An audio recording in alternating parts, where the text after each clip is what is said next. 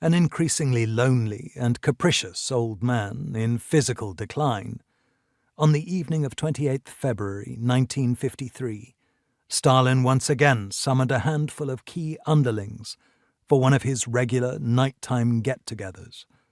First, they watched a movie together at the Kremlin, before heading off to Stalin's country house, a few miles from central Moscow. There they ate, drank, and talked until the early hours, as usual. Among the select few present that night, Nikita Khrushchev later recalled that Stalin had been in good spirits, and the evening had passed without incident, adding that not all these dinners ended well. A little while before morning broke, the guests all headed home to their families, and Stalin went to bed. The following day, Khrushchev waited again for Stalin's call to dinner, but it never came.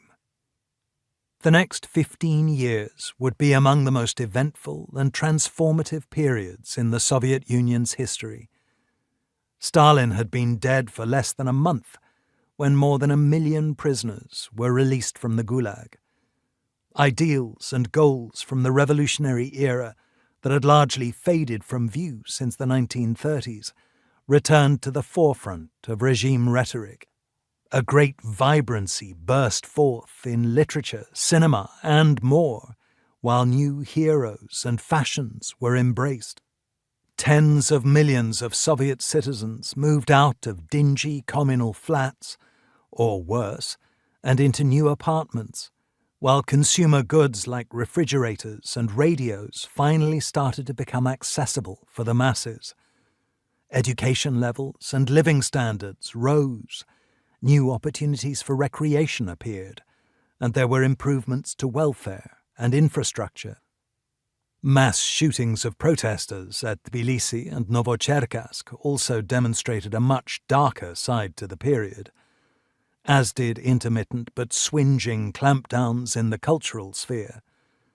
Religious believers of all faiths were subjected to renewed discrimination.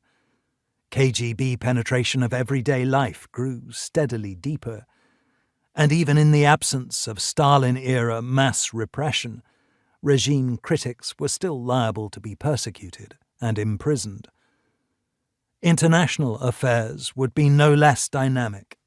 Stalin's notion of inevitable war between the capitalist and communist camps was replaced by the concept of peaceful coexistence, but there were, nonetheless, still dangerous flashpoints, with the US in particular, even before the Cuban Missile Crisis brought nuclear apocalypse closer than it had ever been before.